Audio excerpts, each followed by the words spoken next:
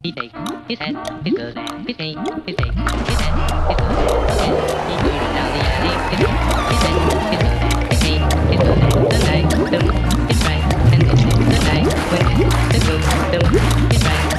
going to. Télévision.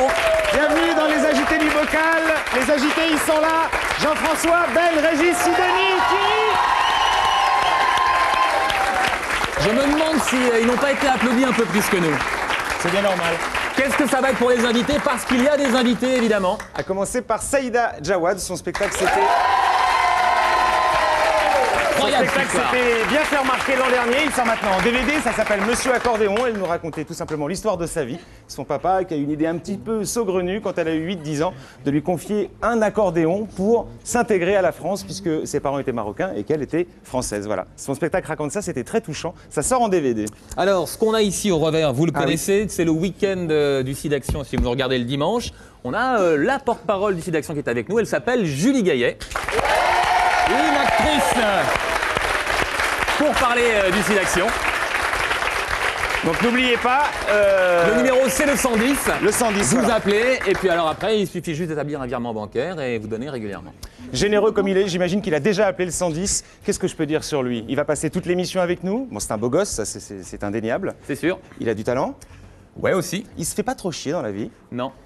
À la limite, c'est le mec un peu énervant, on peut dire. Mais on va quand même l'applaudir, c'est Yvan Le Bolloc.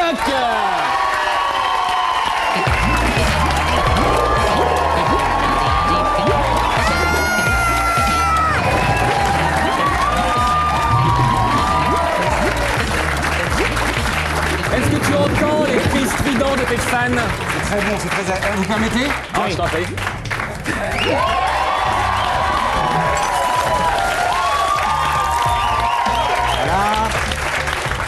Ça, c'est un vrai beau gosse. Moi, ce qu'on m'a appris... Non mais je voulais le faire parce que après, forcément, le second qu'il fera ou le troisième, ça sera moins rigolo. Moi, ce qu'on m'a appris dans le film ridicule, c'était de ne pas rire de ses blagues. Et je trouve que quand on est beau gosse, faut pas trop le montrer. D'accord. Ok. En même temps, il s'est quand même handicapé avec un fut en cuir, ce qui est quand même tu vois, un truc... Oui, c'est-à-dire que le pantalon en cuir pour les émissions où il y a beaucoup d'électricité ou beaucoup de chaleur, n'est-ce pas? Voilà. Ça ruisselle un peu à l'intérieur des bottines. Non, ne va pas casser un mythe quand même, il y a beaucoup de femmes dans l'assistance. Allez. Stéphane. On s'assied? Là? Bon, est-ce que Yvan Le Bolloc peut nous faire rire? Bon, bah ça c'est fait. Ça, c'est sûr. Mais est-ce qu'il peut faire vendre? Là, je suis très emmerdé. Non, parce que quand même, le mec se traîne quand même un paquet de handicaps. Hein. Beau, drôle, sympa. Mais en France, avec ça, tu peux rien faire. Il manquerait plus qu'il soit heureux en ménage, et alors là, il peut arrêter le show business. Non, en France, le héros français, il est pas comme ça. Le public, il peut pas admirer un héros qui a que des qualités. Sinon, il se sent comme une merde sur son canapé. Le héros français, il doit avoir des gros défauts pour qu'on dise il fait un peu pitié, alors d'accord, c'est un héros. J'invente rien. Regardez la télévision, sur TF1 par exemple, qui sont nos grands héros? Joséphine Ange Gardien? Bon, bah quoi? Une naine. Navarro? Un vieillard. Madame le proviseur? Une obèse. Alors... Ouais, le héros français, il faut toujours qu'il traîne une casserole, sinon on n'arrive pas à l'admirer. Mais en politique, c'est pareil. Qui est-ce qui va arriver au second tour? Un nain hyperactif, mais un nain? Un borgne? Un bègue? Ou une femme? Vous voyez qu'on a du goût pour la loose en France. Bon, d'accord, pour une femme, je retire. Non, mais franchement, on a quand même du goût pour la loose en France. Et Yvan, il n'est pas du tout le profil. Non, il pourra jamais y arriver. Quoique si, il y a un mec beau gosse, sympa, détendu, avec qui on a vendu des trucs, c'est Yannick Noah. Ça, on en a vendu du slip avec Noah. Alors, le Bolloc, Noah, c'est vrai qu'au départ, on se dit c'est presque pareil, Enfin, ça c'est Noah, ça c'est le Bolloc quand même. Hein. Je veux dire, il est presque aussi sympa, presque aussi bien gaulé, presque aussi connu. Bah, du coup, les slips qu'il va vendre, ils sont presque aussi bien, regardez, franchement. Hein? Alors, les slips le Bolloc, il t'emballe, toi t'emballes, franchement. Hein? On va en vendre des trucs. À mon avis, ça n'a jamais vraiment marché pour Yvan le Bolloc. Non, en France, non. Quoi qu'il y en a qui disent qu'avec les présidentielles, ça pourrait changer en France. Imaginez que Sarko soit élu. On sait à quel point il aime les États-Unis, Sarko. Il aime les winners. Et alors forcément, s'il est élu, ben, tous les présidents de France Télévisions, de TF1, de tout ça, ils voudront lui faire plaisir. Ils vont nous dégager tous les infirmes des séries télé et on aura des héros vraiment positifs avec que des qualités. Enfin, Yvan, il a été instituteur au départ avant de faire acteur. Ben voilà, on a trouvé son rôle. Imaginez. Juin 2009. Dans une école primaire. Des gamins de CE2, 15 ans de moyenne d'âge, trafiquent du crack. Leurs principaux clients, les profs. Les profs qui n'en prennent pas sont à quatre pattes sous la table et ils tremblotent. Une mission pour qui? Une mission pour Institutor. Alors là, je peux vous dire que équipé comme ça, c'est carrément plus efficace qu'avec un Karcher. Hein. Il y a des gosses qui déconnent au fond de la salle, tu tires une roquette, 4 morts, voilà, ça fait un exemple. Les gosses se tiennent tranquilles. Ça, on a une série qui peut marcher. Le seul truc, c'est que ça marchera jamais avec Yvan parce qu'il en a un peu rien à foutre de rien, ce mec-là. C'est comme ça qu'il est heureux. Qu'est-ce que vous voulez? Ce mec-là, il a gagné du fric à la télé, du fric au cinéma. Et vous savez ce qu'il fait en ce moment? Il joue de la guitare avec ses copains de Zigan à la terrasse des pizzerias. Vous voyez la mentalité, vous voyez l'ambition du gars. Mais non, il ira jamais plus loin. Il va faire 3 fois le tour de la France avec ses copains manouches. Et puis quand il sera fatigué, bien vieux, qu'est-ce qu'il fera? Eh ben, il fera ce qu'il aime le plus, aller jouer de la musique avec ses vieilles copines en Bretagne, là d'où il vient. Et ça, son dernier groupe, à mon avis, ça va être un truc comme ça. Toujours très rock'n'roll. Yvan et ses Tampax. Un peu le tube Kenavo Leblero. Il va jamais lâcher l'affaire, Yvan. En tout cas, nous, on n'a rien contre les gars beaux, drôles et sympathiques. On est ravis de le recevoir pendant une heure et demie. Stéphane Blakowski.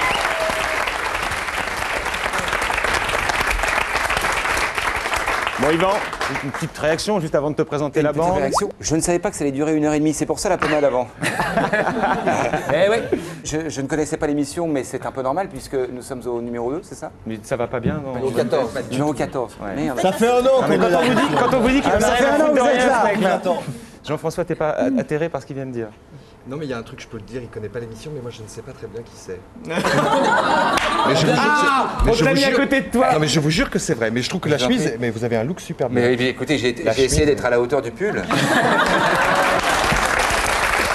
Bon, bah voilà, donc Jean-François Kervéan, c'est fait. Juste à côté, Ben, vous connaissiez, vous, Yvan Le Bolloc? Oui, je le connais. Bah, moi j'ai mis une chemise noire, je voulais rester un petit peu en dehors du conflit. Impeccable, la classe. Nickel. Mais voilà, non, mais je connais Yvan Le Bolloc, bien sûr. Notre blogueur Régis Maillot qui va te rappeler quelques souvenirs, Yvan, puisqu'il va parler du top 50. Notre caution culturelle, notre docteur en sémiologie. Oui, bonsoir. Ce soir, je parlerai de ces célébrités qui font des disques et dont ça n'est a priori pas le métier. Monsieur Teston. C'est pas bon.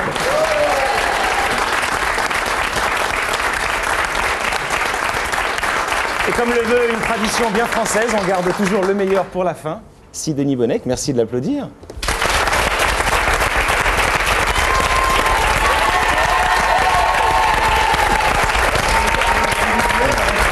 Sidonie qui nous parle d'Internet et de la vie de bureau. Mais Naturellement, un hommage à toi. Naturellement. Tu t'en doutes. Sidonie.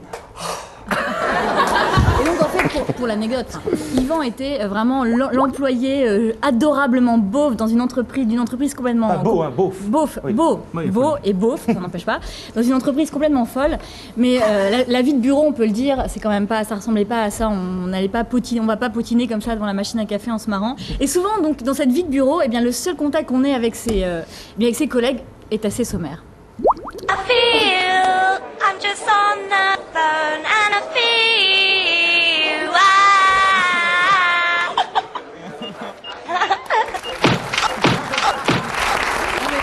Dans un centre d'appel anglais... Je croyais que c'était vous l'après-midi. non. Non, il y a un petit... Non, mais ce qui est assez drôle, c'est que... Ça vous intéresserait une carrière au Liban parce que... Voir le Bosphore.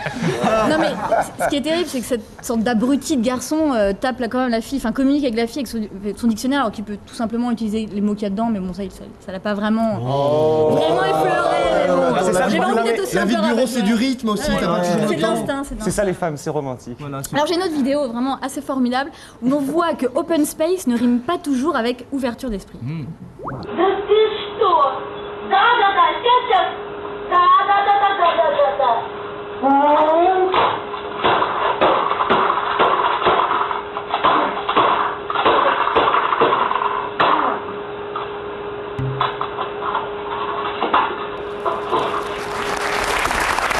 vont mort de rire.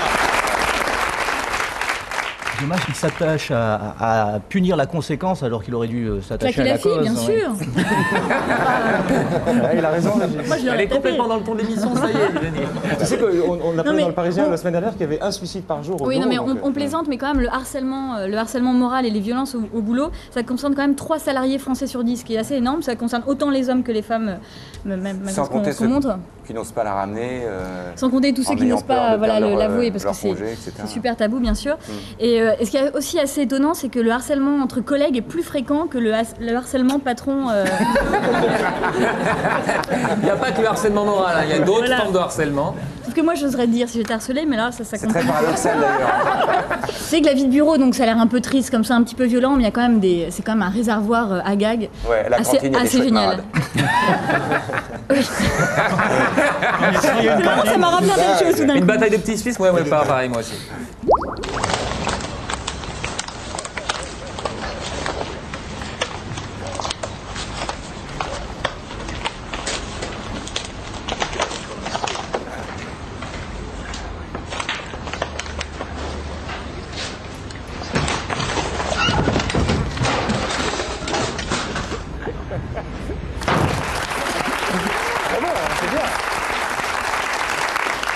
Tu peux pas trouver des extras avec des vraies personnes? Si, on peut en tourner avec toi si tu veux. Non, je trouve que c'est dommage de se faire C'est découvrir. moins vendeur, tout de suite. Non seulement elle est jolie, mais en plus elle est très affûtée. Hein. Vas-y, Steve Denioche. Mais Bon, lui, sa race. vous aurez remarqué quand même que ce sont souvent les femmes qui font les frais. Ce sont les femmes qui font les frais un petit peu de l'humour comme ça dans la vie de bureau et même sur les plateaux. Mais on prend facilement notre revanche et vous allez voir que chacun peut avoir, tout homme peut avoir son moment de solitude.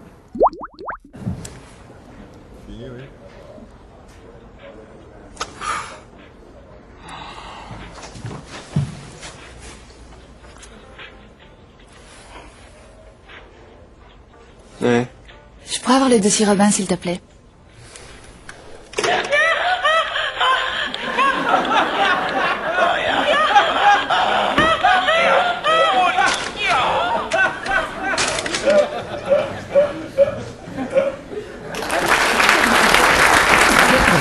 Excellent. Alors là, celui-là, vous auriez bien aimé l'avoir dans Caméra Café, je sens.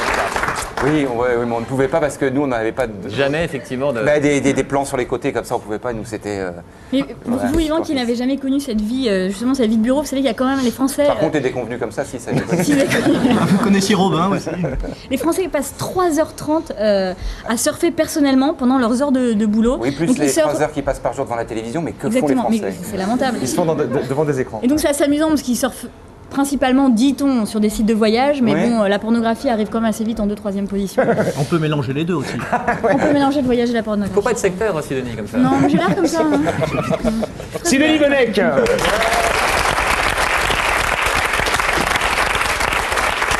Yvan, je sais combien tu aimes défiler sur cette table. Oui. Je vais te donner l'occasion de le refaire une fois de plus. Allons. Suis-moi, allons s'asseoir.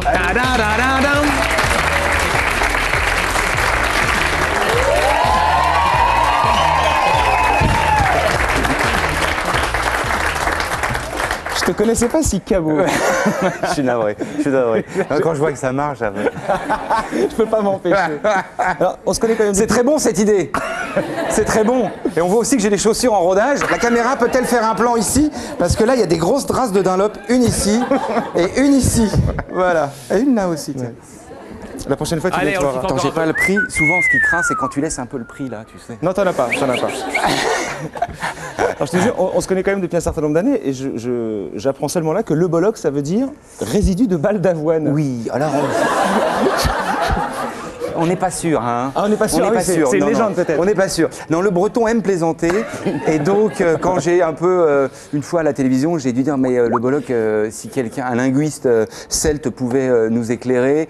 Il y a eu ça, mais il y a aussi, comme proposition, il y a eu aussi Petit Taureau, ce qui est un peu plus flatteur. Donc je sais pas exactement ce que ça veut dire le bolor en breton. Quoi. Bon, qu'importe. En tout cas, la légende s'arrêtera sur Résidu de balle d'avoine. Si vous voulez. Ton album, lui, par contre, il porte le vrai nom. Ça s'appelle Ma guitare s'appelle Revient. Donc tu as décidé, comme ça, c'est là tout le charme de Yvan, pendant un an, de t'arrêter de bosser pour apprendre la guitare. C'est une rencontre que tu as fait avec un type qui s'appelle Yanis Patrak, qui lui a une très belle voix. C'est comme ça que tu l'as remarqué d'ailleurs. Ouais, tout à fait. Et vous avez décidé de monter un groupe ensemble et un album est né un an plus tard. Ouais. Alors je me disais, mais c'était soufflé par ton camarade. Il m'a dit, et si tu avais fait tout ça pour en arriver là? Et j'ai réfléchi à cette sentence définitive et je me suis dit que ça ne devait pas être complètement faux parce que finalement dans la vie on ne fait pas les choses par hasard. Tellement pas par hasard que tu as volé une guitare à 16 ans, la première guitare que tu as volée dans un centre commercial. Oui. Tu avais 16 ans. Et donc là c'est une forme de repentir en fait. J'ai pas eu une enfance facile non plus, alors... fallait bien se débrouiller à l'époque. Et puis surtout, il n'y avait pas les portiques. On pouvait rire. C'était tentant. On pouvait rire. Allez, on voit un extrait du clip, ça s'appelle Mi Café de l'album Ma guitare s'appelle Revient.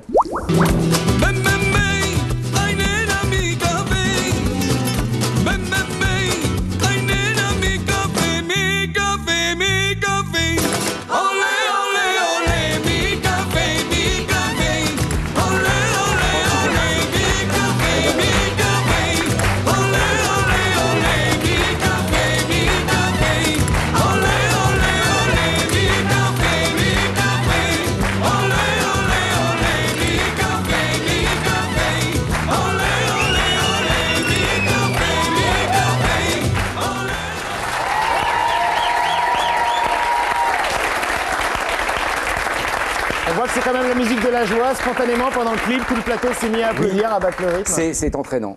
C'est entraînant. Nous continuons à être victimes de la censure sur les radios françaises, mais bon, soit c'est parce qu'on est gitan, soit c'est parce qu'on fait une musique un peu ethnique, c'est à n'y rien comprendre. Mais bon, peu importe. Les radios seraient racistes? Non, mais les radios sont très formatées, hélas. Et donc là, il y a trop de guitares, par exemple. Tu vois, voilà. Il faudrait que je remette un peu de synthétiseur. Tu as mis un an à te laisser pousser les ongles, à apprendre le compas, donc la méthode de Ah non, plus que ça, guitare. plus que ça. Ah d'accord. Ah non, le tarif, c'est là pour... parce que je faisais de la guitare quand même avant, dans un autre style, un peu plus rhythm and blues. Et non, là, ça fait quand même... Là, ça fait 3 ans maintenant. Et pourquoi tu chantes pas? Je chante, mais ça va venir, mais là... pas tout d'un coup?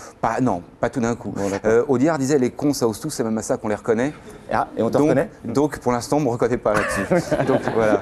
Mais ça viendra parce que j'aime ça et tout. Mais là, bon, quand t'entends Yanis, le chanteur de ma guitare, lui, il fait pleurer les pierres. Donc, pour l'instant, je prends des leçons. Quoi. Et est-ce que tu as adopté le mode de vie gitan qui va avec la guitare? Je sais que tu aimes bien partir en vacances en camping-car, mais par exemple. ça n'a jamais été très éloigné de moi parce que effectivement, j'aime beaucoup voyager dans un gros camping-car américain, mais qui roule au gaz, je le précise, au GPL, avec femme et enfants. Et ce mode-là, moi j'aime bien pouvoir me gratter les couilles sur un parking à 7 h du matin vers Auxerre. Je te jure que c'est très agréable. Ça m'étonne pas de toi, enfin je pensais au parking de supermarché. Alors, non, tu te contentes pas de faire cet album, ton compère bien connu Bruno Solo n'est pas de cette aventure, mais vous avez trouvé un moyen quand même de vous retrouver. Ouais. C'est que vous faites un petit truc amusant, c'est ce qu'on appelle une battle quand on est jeune, ce que je suis forcément. Et donc vous vous réunissez dans un endroit arbitré par Tom Novembre, ton groupe, contre celui de Bruno Solo. Alors, Solo, il est plutôt un peu rock, c'est ça? Ah, Bruno, il est old school. Bruno, il a pas compris que le rock était mort et donc... il boit de la bière. Il boit de la bière, il joue très fort de la batterie et il s'est entouré d'une pointure, enfin de requins de studio avec qui il est ami depuis longtemps, puisque Bruno et moi, on a vraiment derrière nous toute cette histoire avec la zik et tout, le top. Parce que lui, musicalement, il est hyper mauvais, non, Bruno? Non. C'est pas ce que tu m'as dit la dernière fois. Non, non, déconne pas. Et non, Bruno, il est batteur et il a une solide rythmique et c'est lui qui assure l'assise de tout son groupe. Grosse caisse, c'est te dire la finesse, hein. Grosse caisse, forcément. Donc, eux, ils font des reprises de bonne facture, mais enfin, si un jour les Roubettes reviennent, ça sera quand même de leur faute. Et donc, on va se donner en spectacle. Alors, affrontement dans le cadre de... C'est à La Cigale, ça sera le 30 mars, dans le cadre de Paris fait sa comédie. Ouais. Donc, battle solo contre le Bollock et leur groupe. Arbitré par Tom Novembre. Alors là, tous les coups sont permis pour recueillir les suffrages du public, parce que c'est le public qui vote à l'applaudimètre à la fin de la bataille. détails. Donc là, vol d'instruments, coupure d'électricité, Tout est permis. tentative C'est de free fight. corruption, Ouais. on peut montrer ses seins, on peut offrir des voyages, enfin voilà, tout y passe. On voit la bande-annonce. Voilà, et il faut absolument séduire le public.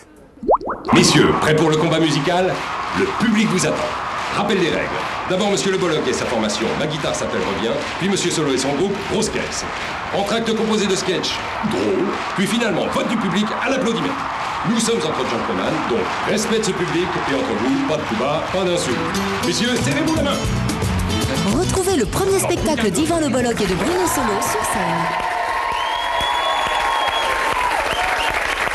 Voilà, ce sera donc le 30 à la Cigale, la battle dans le cadre de Paris fait sa comédie. En tout cas, ce que je trouve sympa avec ça, c'est que c'est un peu en résonance avec ce que disait Stéphane tout à l'heure, le mec qui a la belle vie. T'as encore trouvé un moyen de faire un truc pour t'éclater, sans trop bosser. C'est quand même une qualité géniale que tu arrives à avoir, c'est-à-dire que tu arrives à faire certains succès parfois. Ça n'a pas toujours été le cas dans ta carrière, mais sûr. grâce à des succès, tu peux t'arrêter. On sent que tu es vraiment un type qui a la belle vie. Tu sais comment sont les animateurs de télé, on est un petit peu jaloux. Je voudrais que pendant l'espace de 3 minutes, tu te mettes dans la configuration que tu as une vie de merde. S'il te plaît, Yvan, je vais t'aider un petit peu. Imaginons, il faut que tu reviennes à l'animation télé. Bah oui, c'est comme ça, mais pas n'importe laquelle. Tu as le choix entre les chiffres et les lettres, le loft des célébrités qui va arriver sur TF1 et le journal du hard. Je vais prendre des chiffres et des lettres. Pas très courageux quand même. Non, je vais Bon. prendre des chiffres et des lettres parce que j'ai toujours eu une petite tendresse pour Les chiffres. pour les costumes de Laurent Romeshko. Voilà. Alors, deuxième motif de vie de merde, ta bogossitude t'abandonne. Ouais. C'est fini. En On dit, tu particulier, sais, encore 50 bons. Hein. en particulier cette tignasse qui a fait ta légende. Ouais. On parle plus de cette tignasse. Alors tu as le choix entre devenir blond en brosse. Voilà. Tu as le choix Il y a entre... un petit côté Stevie qui n'est pas désagréable. Ouais. Hein. Tu as le choix entre un roux très bouclé. Hey Ou alors la tendance du moment, ce qu'on appelle la coupe Barthez. Hein? Ton cœur balance, je sens. Qu'est-ce que je choisis? Bah oui. Ah, les avis sont partagés. Oh non, le roux, après, les vieilles blagues pourries du genre le roux de secours et tout. Non, le chauve. Ouais, au moins c'est un peu tendance. Voilà, bon. ouais. Bon, troisième configuration, tu as trop fréquenté les gitans, donc tu as volé des poules. Tu te retrouves en prison. Tu as le choix d'avoir en prison avec toi soit Staline, soit Marc Dutroux, soit Lolo Ferrari. Vous l'avez pas connu, hein, je crois. Non, Staline, il n'a pas été que drôle. Hein, Il avait un côté parfois grinçant. Oui, c'est ça, oui. Avec ce côté avec long redingote.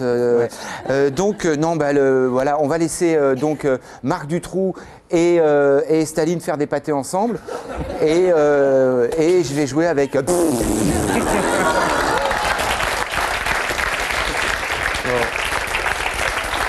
Allez, dernière chose, je voudrais pas prolonger ton calvaire de vie de merde, ça t'arrive tellement peu souvent. T'es obligé, pour des raisons X ou Y, il faut que tu fasses un coup de pute à ton vieux pote Bruno Solo. C'est comme ça, c'est obligé. Alors soit tu le dénonces au fisc, Non, je peux pas. Je peux pas, c'est parce qu'il n'y a vraiment rien à dénoncer pour le coup. Bruno Solo, c'est quand même le seul mec qui a été habité en Belgique et qui a continué à payer ses impôts en France. et qui est revenu en France depuis. Et qui est revenu en France. Donc non, donc ça pas- je pourrais bon, pas. lui piquer Je sa pourrais pas. femme. Lui piquer sa femme qui est très très jolie. Ah, j'ai non, je peur. pourrais pas non plus. Tu pourrais pas non plus. Je ne pourrais pas non Bon, plus. alors, la dernière chose, c'est là, que ça va être tu terrible apprends- ce que tu vas me Oui, dire. tu apprends que Tu vas quand même pas me demander. tu apprends que Spielberg lui a confié un rôle. Ouais. Et entre-temps, t'as appelé Spielberg, tu lui as dit c'est un gros tocard et tout, faut que tu me prennes, tu lui piques son rôle.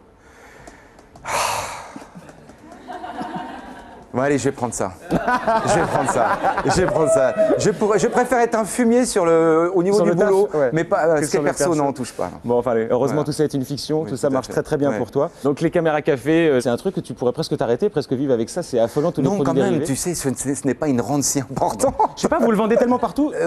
C'est vrai qu'on le vend dans beaucoup de pays, mais on est plusieurs autour du gâteau. Et moi, ça me ravit. Il y a Bruno, T'es il y a- partageur comme garçon. il y a Alain Capoff, il y a Jean-Yves Robin. Et puis, tu sais, dans ce genre de bons coups, finalement, parce qu'au début, personne ne savait que c'était oui, un bon forcément. coup. Tu as toujours 2-3 lascars qui arrivent à se glisser, à signer en bas du contrat, des gros malins, et puis qui prennent autant que toi, et puis qui n'ont jamais rien fait. Donc, voilà, c'est pas une rente si confortable que ça. Donc, Caméra Café, donc ça a été un immense succès. Une adaptation au cinéma, espace détente, tu en auras peut-être un 2. Oui, non? On en discute. Ni oui ni non, On en d'accord. discute. Donc énormément de produits dérivés et tout un tas de versions vendues à l'étranger en langue étrangère. Regardez à quoi ça ressemble. D'accord. D'accord.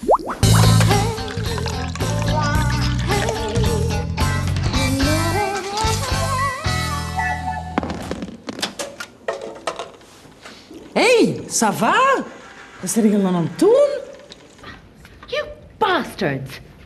I knew they were sex maniacs, but I am surprised at you, Turlock. No, this is actually a scientific experiment.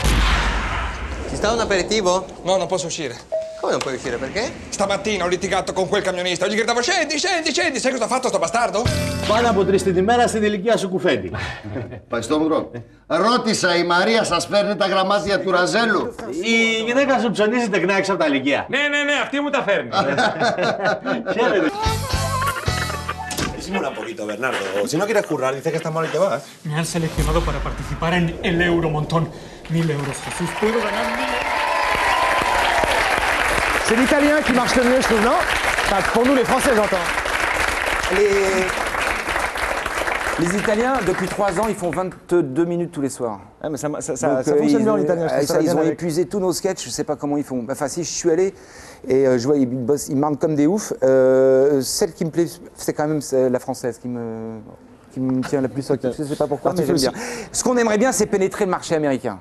Ah. On aimerait bien vendre un truc français aux Américains. C'est ton côté gauchiste, ça pénètre. Non, mais c'est mon côté, tu vois, la petite maison dans la prairie, les mystères de l'Ouest, Manix et tout. Putain, on en a bouffé, on a été sport pendant des années, ça serait bien. Tu vois, qui nous rend la monnaie. Allez, quoi, un petit peu. Donc, Voilà. juste pour finir, tu fais aussi du cinéma. Tu vas être dans le prochain Moki. Et puis dans un film qui s'appelle Aux armes, etc. avec Michael Youn, Benoît Magimel, Cheikh Cario et la sublime Mylène Jampanoy. Mais alors, tout le monde, ça, c'est un film, je ne sais pas ce que c'est de ce film. Chaque fois que je vais faire dans... Si, parce qu'il y a 8 mois, la réalisatrice m'appelle, me confie le rôle, je lis le truc, c'est formidable, je trouve l'idée... C'est l'histoire d'un flingue qui se balade comme ça, un flingue qui se balade dans la société française. T'es dans le film ou t'es pas dans le film? Et alors, moi, je n'ai jamais eu de nouvelles d'elle depuis 6 mois, et à chaque fois que je vais dans une télé, alors vous allez être dans ce film, ça va être formidable, mais je ne sais pas quand sont... Mais dites-moi quand on tourne. Quand sont les dates de tournage? Non, juste, comme tu touches un peu à la télé ou au cinéma, cette forme de dilettantisme dont on te dit c'est génial, ça te donne une jolie vie. Le fait de ne pas trop bastonner pour avoir les rôles au cinéma, c'est pas grave, t'en obtiens quand même? C'est vu de l'extérieur, parce qu'en fait, je peux te dire que vraiment, il y a des choses sur lesquelles je travaille beaucoup. C'est-à-dire que... Tes chemises. Mes chemises, c'est du boulot. C'est du boulot. Éviter la faute de goût, c'est du boulot. Mais la guitare, c'est vraiment du taf. Trouver des dates de concerts avec des gitans. Allô, oui, on est avec des gitans. Allô, il n'y a plus personne. Ça, c'est du boulot.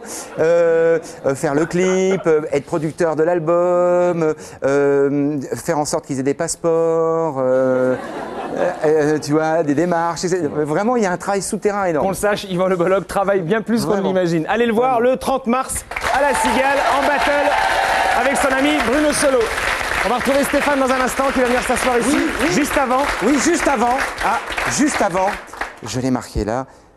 Du 26 au 31 mai, je serai aussi en compagnie du groupe Ma Guitare s'appelle Revient au théâtre Le Mairie, place de Clichy. Ouais. Voilà. Et là, ça sera 50% stand-up T'as et un ancien 50%. cinéma porno, tu sais. Oui, je le sais. 50%, c'est gentil. Mais on l'a refait, tu sais. C'est propre maintenant. On a tout refait. Voilà, 50% de stand-up et 50% de musique. En fait, ça va être un spectacle musical. Je vais raconter en fait comment ça s'est passé ma rencontre avec les Gitans, comment on a failli pas signer dans une maison de disques, comment on a failli passer à la radio, etc. Enfin, je vous raconterai tout ça. C'est ce qu'on appelle un one-man show musical en fait. Voilà, c'est ça, ouais. Voilà. Non, mais C'est pas rien, non. C'est pas rien. Hein.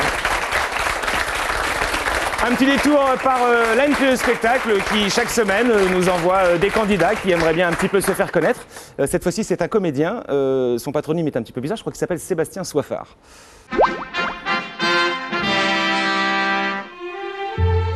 Maître Corbeau, sur un arbre percé, tenait dans son bec un fromage. Maître Renard, par l'odeur à le laisser, lui tint à peu près ce langage. Bonjour. Je suis Sébastien Soifard et je suis comédien. J'ai eu très tôt l'amour des grands textes. Princesse, princesse, le roi se meurt, sa sagesse s'éteint, suis son hasard. Mon royaume contraint se va. J'ai eu la chance d'apparaître très tôt au cinéma et à la télévision. L'espresso, what else? En ce moment, je répète Roméo et Juliette. Pour vous, un extrait de la fameuse scène du balcon. Juliette! Juliette! Juliette! Oh, il est sympa ton collant. Il est à ta maman? Il se rit des plaies, celui qui n'a jamais reçu de blessure! Eh ben, Jean-Marie, t'as pas pu rentrer au Queen?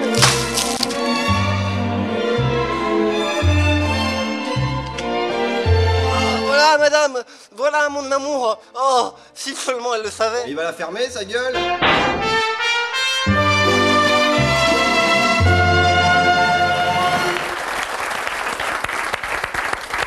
J'ai applaudi un peu en retard. Bah, la NPE spectacle, ça vous rappelle peut-être des souvenirs un peu douloureux, c'est peut-être pour ça que vous n'avez pas eu envie d'applaudir, non? La NPE du spectacle, c'est pénible parce qu'on est tous des intermittents et qu'on a des entretiens obligatoires à la NPE et que forcément tu sais pertinemment que la personne qui est en face de toi ne te trouvera jamais de boulot. Et donc, mais tu y vas parce que c'est obligatoire et voilà, ça c'est un peu chiant. C'est un peu chiant. Mais bon. Alors, beaucoup plus intéressant, les sujets dont on parle. Le sexe, la mort et l'argent. 3 trucs qui peuvent vraiment nous obséder. Alors, on commence par le sexe ou la mort? Bon, ouais, la mort. Allez, on commence par la mort. Oh putain. Attends, je respire. Mais je comprends. Vas-y. J'ai pensé pouvoir te faire sursauter. Est-ce que vous avez déjà failli mourir? Oui, 2 fois. Et alors? C'était comment d'approcher la mort? C'est pas très agréable. Ça fait comment? On est curieux. La première fois, j'ai quand même regretté d'être breton et considéré par mes semblables comme un frère de la côte, sans pour autant avoir appris à nager avant 13 ans. Et voilà, 15-17 ans même. Et donc voilà, le truc tout con, t'es en Bretagne, c'est le club Mickey, t'es dans une bouée, tu dis me renversez pas, je sais pas nager. Et là tu descends au fond et tu vois les bulles et tu vois le ciel et tu dis putain ça devait être super, c'est déjà trop tôt. Mais... Et voilà, et là t'as le mec qui arrive. Le blanc, la lumière, des trucs comme ça, ou la vie qui défile? Oui, tout. Ah, et après c'est la grosse moustache du moniteur du club Mickey. Rien.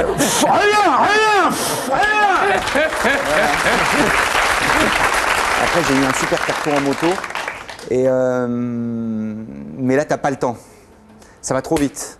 C'est-à-dire que j'ai pas perdu connaissance, mais c'est quand j'ai vu que ma botte était près de mon oreille que je me suis dit que j'allais pas marcher tout de suite. Mais ça, c'est immédiat, quoi. C'est-à-dire que tu sais que tu n'es pas mort. Voilà. Ouais, donc je comprends que la mort, effectivement, c'est un truc, vous savez ce que c'est, quoi. Non. Si vous deviez, à l'inverse, tuer quelqu'un, vous feriez comment? Le mec a beaucoup réfléchi, il a plusieurs plans déjà. Ça dépend qui. Il y a plusieurs solutions. Soit il y a le best-of des grosses têtes, mais à la télé. Hein. Sinon, après, mais moi j'ai pas envie de tuer les gens. Un crime passionnel, combien de coups de couteau? 17, 24, non, 32? mais ça c'est terrible ça, la lame qui s'enfonce dans la chair. Non, je peux pas. Puisque c'est vous qui mourrez dans vos histoires, qu'est-ce qui pourrait vous pousser à vous suicider? Attendez, qu'est-ce qui pourrait me... travailler chez Renault à Guyancourt. Ouais, c'est vrai que ça fait cet effet-là, pas mal de gens là-bas au Technocentre. Est-ce que vous préféreriez, puisque vous avez une certaine expérience de la mort, être écrasé par un bus ou avoir un bon cancer? Le bus? Le bus parce que bon, il y a toujours le salut de l'artiste avant de partir. Qu'est-ce qui se passe une fois qu'on est mort, vous savez, vous?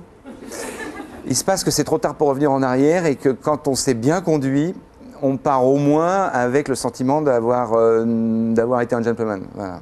Alors on parle d'argent. Votre premier salaire, c'était pour... vous l'avez gagné comment? En nettoyant les voitures dans ma résidence. Et qu'est-ce que vous avez fait avec cet argent?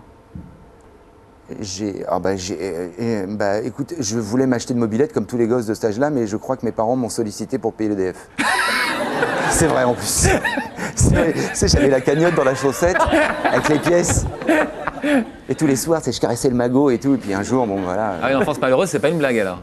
Elle dit non, ce serait bien que tu sois un peu solidaire, camarade. Il faudrait payer l'EDF. Aujourd'hui, vous gagnez combien? En ce moment, rien, mais c'est complètement aléatoire. Ah si, ce matin, j'ai réalisé une publicité. Et alors? Voilà. Tu veux savoir combien j'ai gagné? Je sais pas si vous voulez le dire. Ouais, ça me dérange pas. J'ai gagné 7 000 €. Dans la matinée? Oh, Oh, c'est une bonne matinée, attention, on attaque à 7h. Hein. Faut pas déconner quand même. Enfin là, il est pas si tard non plus, vous êtes déjà rentré. Non, mais j'ai tout fait rentrer pour pouvoir assister à votre émission. C'est pas très sport de me le mettre dans la gueule. Quel autre métier vous pourriez faire pour vivre?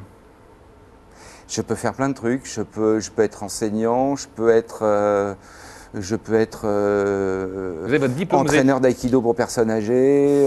J'ai appris à mes enfants à faire du ski et du snowboard. Ma femme, j'ai réussi. Enfin, j'ai échoué, on a failli divorcer.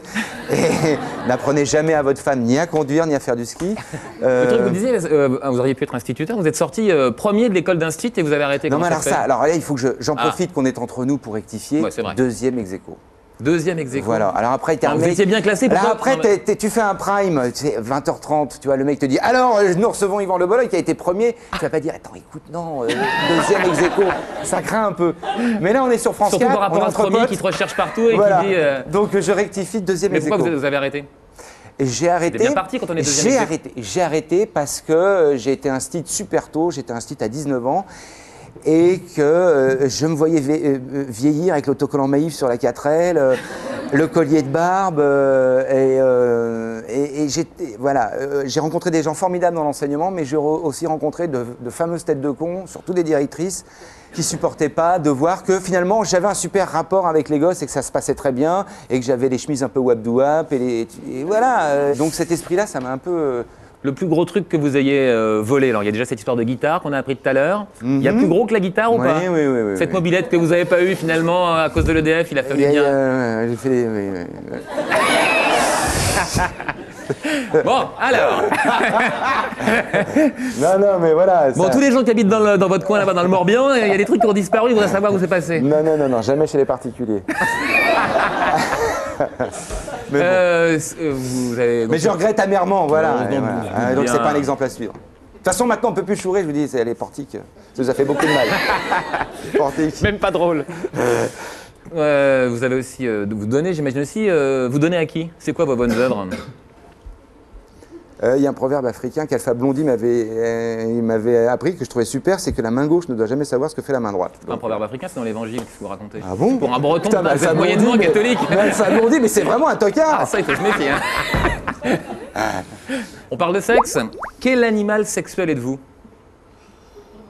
Un petit taureau, hein.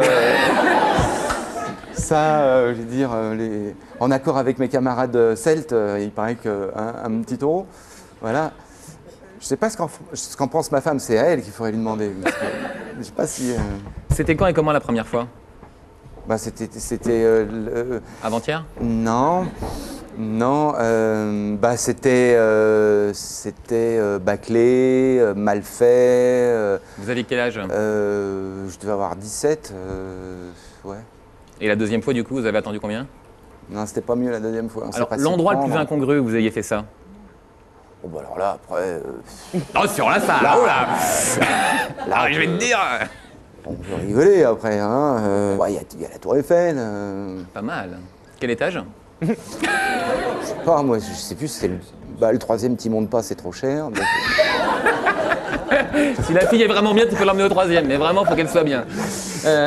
Pour quelle somme pourriez-vous vous prostituer? Les filles, vous donnez combien pour Bruno? Et pour Yvan? Ah, combien? Bruno, vous pouvez l'avoir pour pas cher en ce moment. 7000? Pas pour Bruno, pour Yvan. 7000 la jeune fille.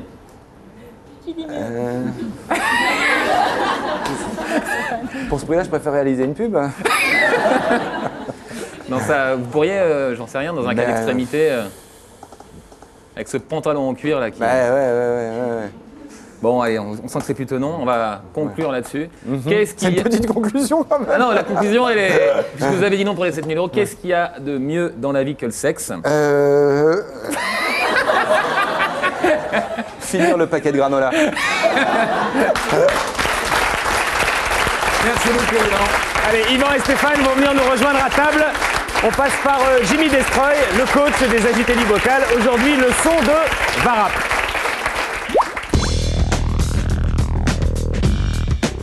Salut les King Kong.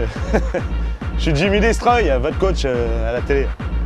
Aujourd'hui, je vous propose d'abandonner les escaliers et les ascenseurs parfumés à l'urine pour vous attaquer au plus haut sommet de votre quartier, avec une petite grimpette de l'extrême. Démonstration.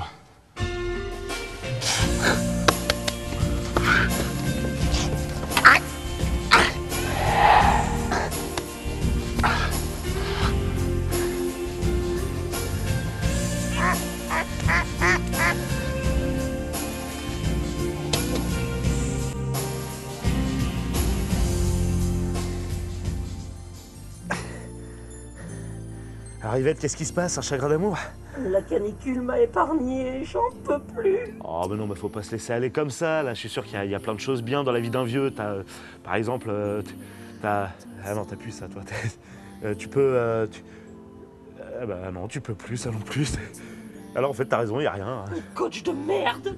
Putain, Yvette! Accroche-toi, Yvette. Je peux pas te laisser faire ça, je vais te sauver. Lâche-moi du con. Non, c'est pas possible, on a trop de souvenirs en commun. Je m'en fous, avec Alzheimer, j'ai tout oublié. Non, c'est pas possible, je vais te sauver. Lâche-moi, je vais me pisser dessus. C'est toi qui choisis. C'est la vie, c'est comme ça. Et il faut savoir parfois respecter le choix de ceux qu'on aime. En même temps, si tout le monde faisait preuve d'un tel civisme, ça réglerait le problème des retraites. Non, parce qu'il faut en parler des retraites. Hein. Et puis le chômage, la pollution, le réchauffement de la planète, les sitcoms sur France 3, le terrorisme. Oh mon Dieu!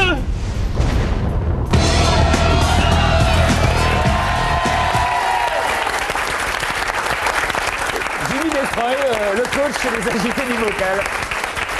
Je crois qu'il est temps d'en revenir à notre caution culturelle. Faut recadrer tout ça, Teston.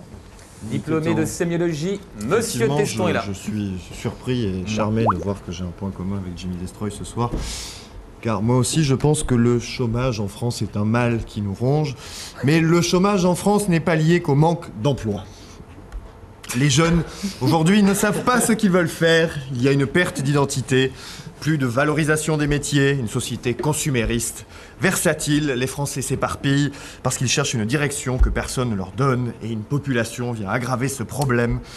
Ces célébrités qui font des disques et dont ce n'est pas le métier. Toi, t'as bien une tête à bosser aux inrecuptibles. J'ai pas encore été désagréable avec toi. Moi non plus. Et ils sont nombreux. Je vais essayer de garder un truc plus UMP qu'un rock. On va voir si ça marche. T'as déjà la chemise. Ouais. Et ils sont nombreux. Et je vais vous expliquer pourquoi des gens dont la carrière se porte bien, d'ailleurs, prennent un tel risque. Et comme ils n'y connaissent rien à la musique, nous allons nous intéresser à leur pochette. Alors tout de suite, la pochette de l'album d'Yvan Le Bolloc. Mais pourquoi tu dis que je ne m'y connais pas en musique? C'est tout à fait arbitraire. Il est professeur en sémiologie quand même. D'accord, de mon diplôme. D'accord, ok. Voilà. Donc tu me mets des bâches et je ne dis rien. Alors, dans un monde idéal. Donc pour France 4, je veux bien le faire. Dans un monde idéal, oui. Et malgré tout, j'ai une certaine sympathie pour toi qui fait qu'on va se retrouver à la fin, tu vas voir, ça va être vachement bien. Donc Yvan Le Bolloc ne triche pas, comme il ne sait pas jouer d'instrument, et ben il n'en tient pas. Et ils sont aussi effectivement moins jolis que toi, ce qui te permet toi, en étant à l'arrière-plan, de serrer les gonzesses plus facilement, après la photo.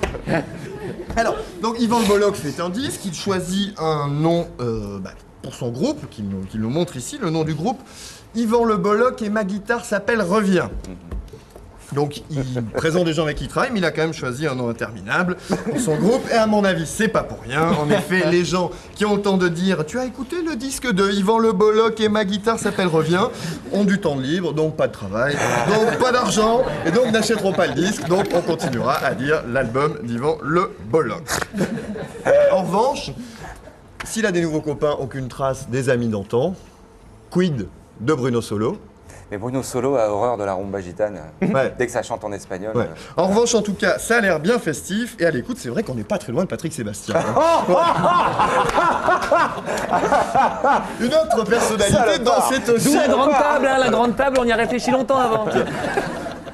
Alors, à propos de gens du voyage, il y a quelqu'un d'autre qui a sorti un disque aussi, c'est Agnès Jaoui. Et ça n'est pas son métier non plus. Alors c'est peut-être un album revendicatif, comme le sont les films d'Agnès. Quanta, peut-être un manifeste pour les femmes battues. Mais comme elle sourit, c'est peu probable. Non, en fait, Quanta, c'est parce qu'elle chante en portugais ou en espagnol, ce qui revient au même de toute façon, pour peu qu'on aime les matières grasses. Oui, on est obligé de celle-là, tu peux pas la faire partout. Non. Et du coup, c'est un peu moins rock, chaton. C'est un peu trop UMP en vrai.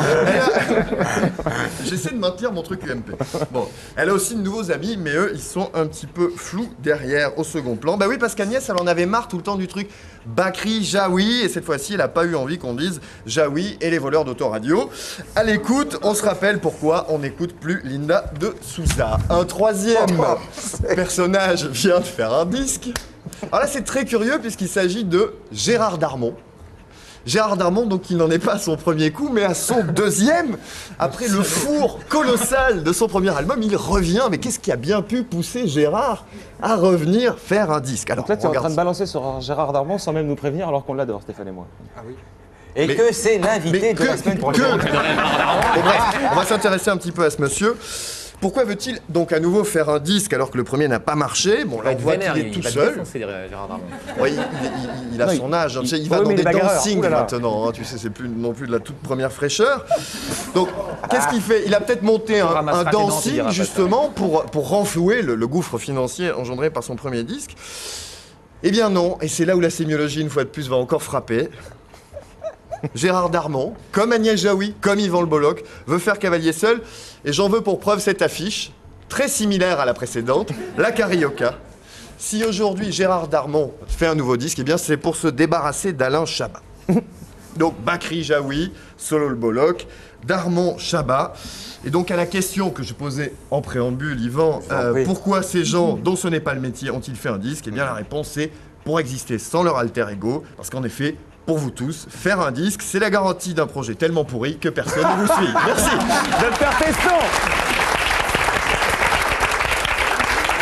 Voilà, c'est pour ce genre de personnage que vous avez quitté l'éducation nationale malgré tout, voilà. Non, mais j'aime bien quand c'est un peu acide. Ouais, Il faut savoir un petit peu recevoir. On a un appel d'Elie Semoun qui te remercie de ne pas avoir parlé de lui.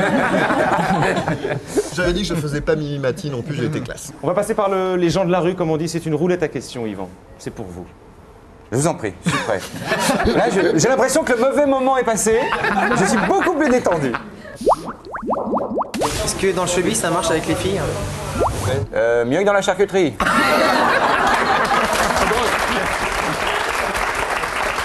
Alors dans un instant, notre blogueur Régis va intervenir, mais simplement vous avez été mis en cause par notre sémiologue sur le fait que au niveau de la musique, on serait à deux doigts de l'imposture. Hein. C'était pas loin. Alors que quand même, Yvan, il a fait ses preuves dans la musique. Il y a été à la télé, mais alors, vous en étiez vraiment au début de vos études de sémiologie. Ça s'appelle Top 50. Et là, ça donne du crédit. Hein. Quand il fait de la musique, regardez les extraits, c'est un mec qui s'y connaissait.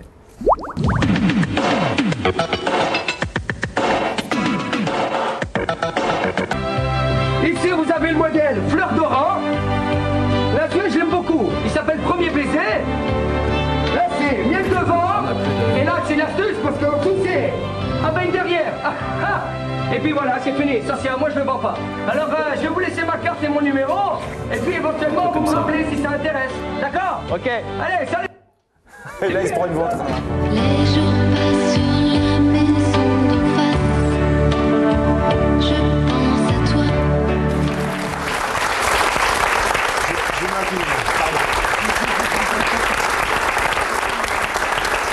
Alors, tu leur rabats un peu ton caquet.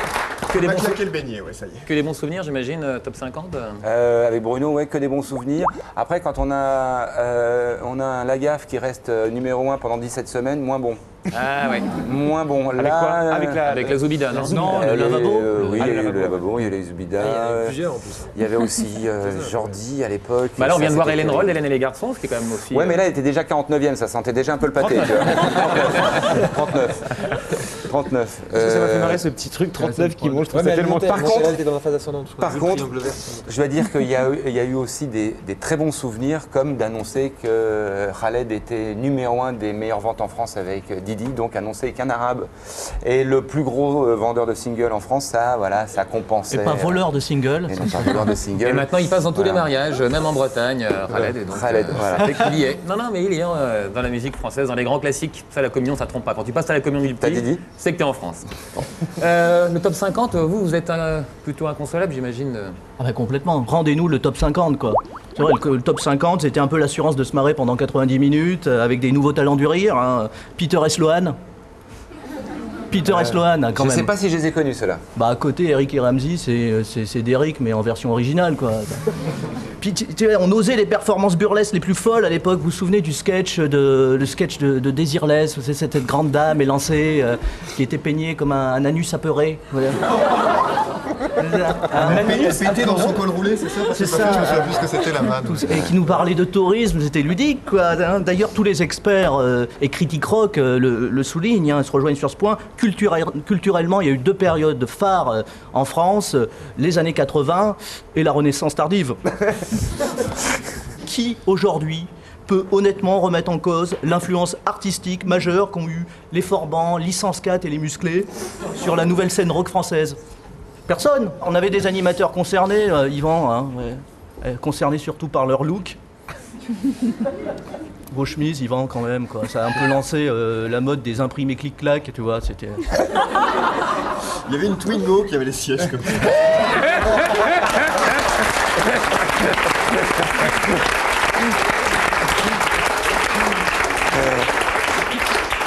Parce que... Très bon. C'est trop drôle pour bosser aux Rocky, décidément. D'accord. Télérama. Non, parce que le jeune, dans les années 80, avait le sens de la qualité et pas uniquement musical. Il y avait une volonté de s'habiller autrement, quoi. C'était un peu... Tout était fluo à l'époque. Je sais pas si vous vous souvenez. Si tu ressemblais pas à un plot de la DDE, bah t'existais pas. C'était rien. Il y avait les curistes aussi. Vous vous souvenez, les curistes. Pour ceux qui sont nés après les années 80, le curiste, c'est l'ancêtre du gothique. Tu vois, même joie de vivre, même teint allé, même façon de se peigner le matin dans un bloc de mazout, quoi, des trucs sympas. Oui, Robert Smith. Robert Smith. Qui se mettait du rouge à lèvres dans le noir. Oui, putain, oui. Ça se sentait, quoi. Le top 50, c'est l'avènement des chanteurs engagés. On pense bien évidemment à Marc Lavoine. Marc Lavoine, son pamphlet antimilitariste, les yeux revolver, en pleine guerre froide, quel courage. Marc Lavoine, le tendre, qui n'a pas hésité à s'attaquer à un dernier tabou, les éjaculateurs précoces, avec son tube, l'amour de 30 secondes. Beaucoup d'hommes te disent merci, Marc Lavoine. Merci. D'ailleurs, si tu pouvais en écrire une plus courte, ça m'arrangerait.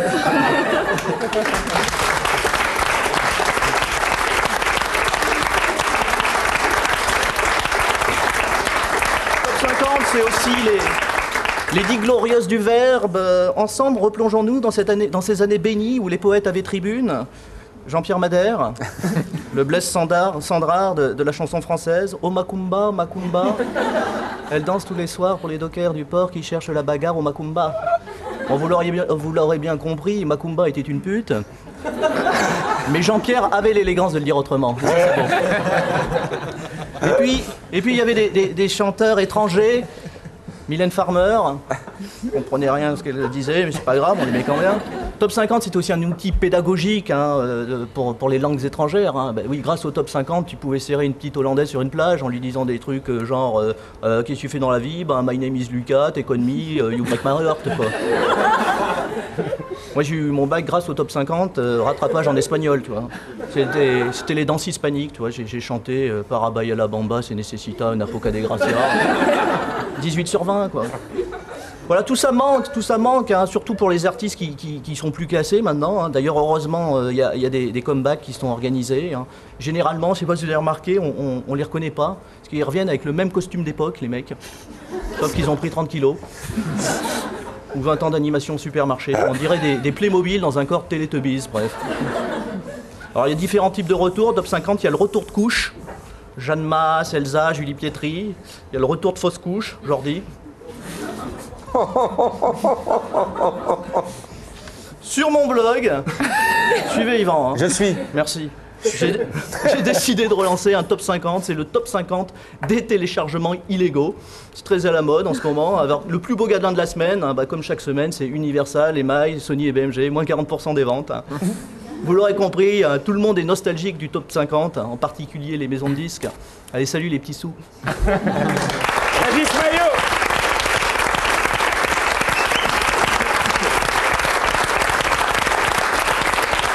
Je vous propose d'applaudir une dernière fois Sidonie qui nous quitte.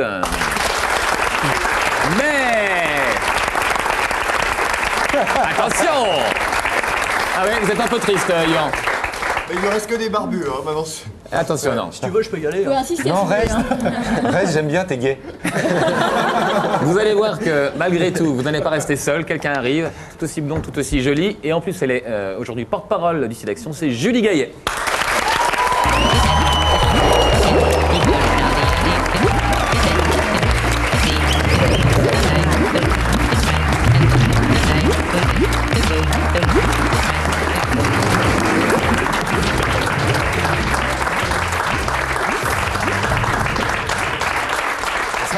Bonsoir Julie. Bonsoir. Il est un peu timide dès qu'il trouve qu'une femme. C'est-à-dire que je m'étais un peu habitué, alors là, pour repartir sur des bases. Il faut tout refaire. Merci beaucoup Julie d'être là. Vous êtes là parce que vous êtes le porte-parole du SIDAction. Pour parler un peu. Mais je vois que vous avez tous les petits rubans. Ben oui, on avait fait ça comme tout le monde ce week-end à la télévision. On répète encore. Il faut faire des dons.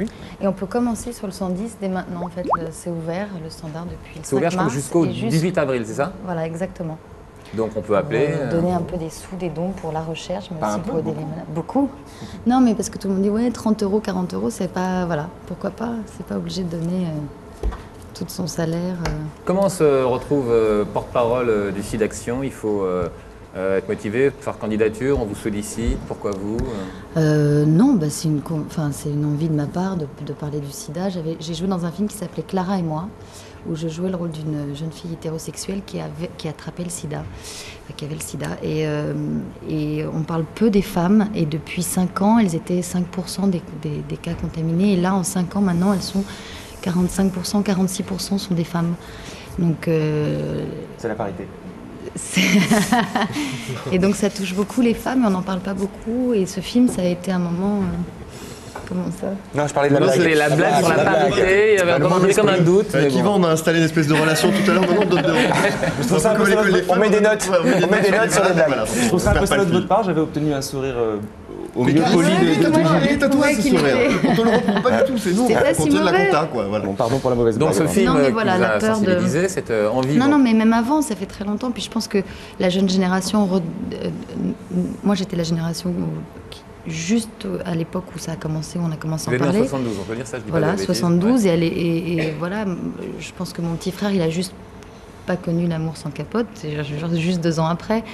Et à l'époque, on disait des bêtises, comme ça s'attrape en se lavant les dents, en embrassant. Et là, quand on fait des micro-trottoirs devant les lycées, on entend les mêmes bêtises. Et c'est quand même incroyable sur comment...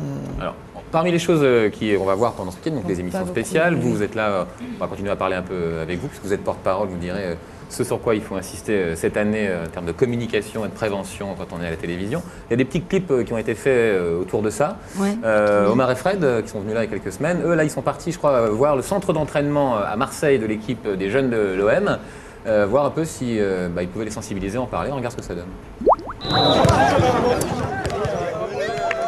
Bonjour. Bonjour. Bonjour. Comme vous le savez pas, on est venu avec une association pour parler de la prévention du sida. Quelqu'un peut nous parler un petit peu de sa première fois? Est-ce que vous, par exemple, la première fois que vous avez eu un rapport, vous avez utilisé des préservatifs ou pas? Est-ce que vous avez eu des problèmes? Non mais sans rire. Attends, on en discute, normal, tu vois. Normal, personne n'a envie d'en parler. Personne s'en souvient? Personne n'a eu d'aventure sexuelle? Moi, je voulais savoir, par exemple, comment c'est perçu, en fait, une fille qui te propose des préservatifs. Moi, je le prendrais bien parce que ça prouve qu'elle sait qu'il y a des maladies sexuellement transmissibles. Voilà.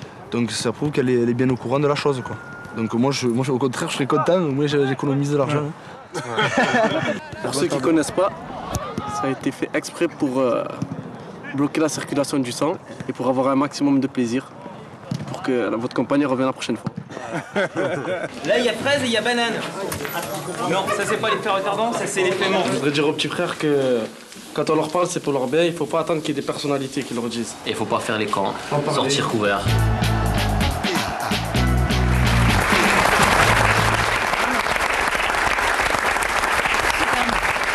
Super bien, alors disait Julie. Mais la jeune génération mais aussi la vieille génération, quoi. C'est-à-dire que là, on peut donner des chiffres, ça mais 10% des gens contaminés en 2006 sont entre 15 et 24 ans. Donc ça concerne effectivement des gens très jeunes qui, effectivement, sont pas forcément... Ils sont surtout mal à l'aise, c'est ça qui est frappant. Les femmes, c'est plutôt 40 ans, donc c'est assez surprenant. Donc c'est des femmes qui viennent de divorcer, qui commencent à s'amuser. Avec des petits jeunes. C'est ça. Il faut que les femmes arrêtent de coucher avec des petits jeunes. Sur la manière d'en parler, on voit au départ, pourtant c'est Omar et Fred, sont quand même des gens chaleureux, enfin a priori qui n'impressionnent pas, qui n'intimident pas les jeunes, et les gens n'osent pas, ils se regardent, ils gardent leurs pieds. Ça reste encore ça le principal obstacle aujourd'hui pour faire de la prévention? Ça, et puis aussi, je sais pas pourquoi certains pensent que on meurt plus du sida, on meurt du sida, et qu'on a un traitement et que donc ça se soigne. Ce qui est absurde, c'est pas parce qu'il y a un traitement, c'est très lourd. C'est un traitement très lourd, c'est très compliqué, c'est pas du tout aujourd'hui. La fameuse trithérapie. Voilà, fameuse trithérapie, c'est pas. C'est vraiment compliqué, c'est pas du tout une maladie. Enfin, vraiment pour certains aujourd'hui, voilà. Ça se soigne. Non, ça se soigne pas. Sur les choses. Ça se soigne, mais ça se soigne pas, on n'en guérit pas. Vous qui êtes porte-parole, j'imagine que vous avez un peu bossé le truc. Vous savez que c'est les points sur lesquels il faut insister cette année en termes de communication. Quels sont les choses, les messages essentiels qu'on a cherché à faire passer pendant ce week-end et que vous allez encore nous répéter ce soir? La prise de conscience sur la recherche, c'est qu'on n'a pas encore trouvé un vaccin comme certains peuvent le croire et que donc il faut donner de l'argent pour la recherche et pas seulement pour les malades, aujourd'hui pour les aider. En France, chaque année, c'est 7000 contaminés en plus chaque année, il y en a 150 000, mais que c'est aussi pour la recherche et pour avancer. Alors, sur les dents qu'on fait au 110, donc on appelle le 110, on donne la moitié pour la recherche, la moitié pour l'aide aux malades. Et l'aide aux malades, évidemment, parce que c'est très compliqué de pouvoir faire un emprunt bancaire, de pouvoir vivre, de pouvoir... Voilà, que ça, quand même... Il y a aussi 2-3 clichés à désamorcer concernant ceux qui sont déjà atteints de la maladie, sur le comportement qu'on peut avoir à leur endroit. Donc on peut vivre avec un séropositif. Alors, vous vous souvenez peut-être que lors du SIDAction... On peut s'embrasser. Voilà, Clémentine Célarier avait fait ce geste en embrassant quelqu'un sur la bouche au moment où vraiment tout le monde avait un peu un doute, était un peu inquiet, ne savait pas quoi penser. On en a fait un petit clip et une petite chanson. Je pense que c'est juste pour donner l'exemple. On va le regarder, on va voir si après ça donne envie ou pas. Après tout, on est là pour s'unir. Les séropositifs, les pas séropositifs, les homosexuels, les pas homosexuels. Et c'est un truc bête, mais j'ai envie d'embrasser le monsieur qui est derrière moi sur la bouche.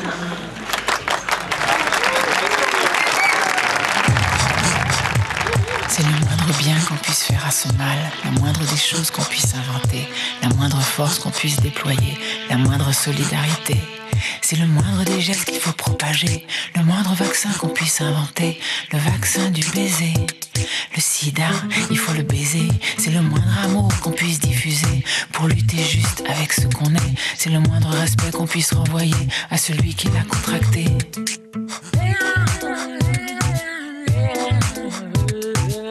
Si le sida se diffuse, il faut le baiser.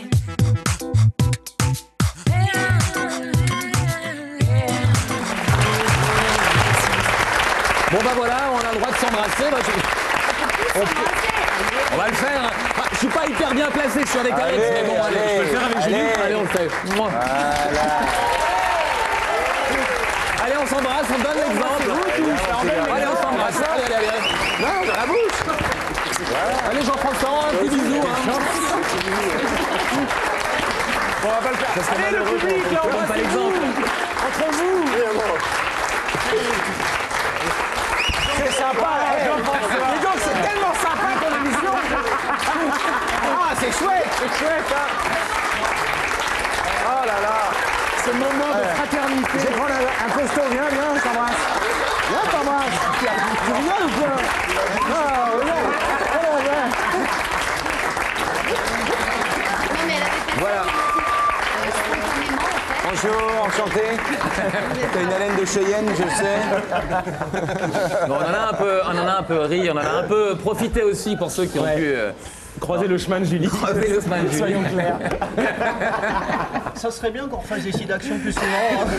Simplement, même si on en risque, ça prouve juste qu'effectivement il ne faut pas se défier d'un malade, que ce geste qu'on fait avec quelqu'un, on le fait avec un malade ou avec quelqu'un qu'on ne sait pas s'il est malade ou pas, et ça reste l'amour. Ça ne doit pas empêcher de nous aimer le sida, c'est possible. Voilà. Après, quand il y a un acte sexuel, protégez-vous, couvrez-vous, voilà. Alors, démonstration, comment on fait? Bon, merci beaucoup. Un petit guitare.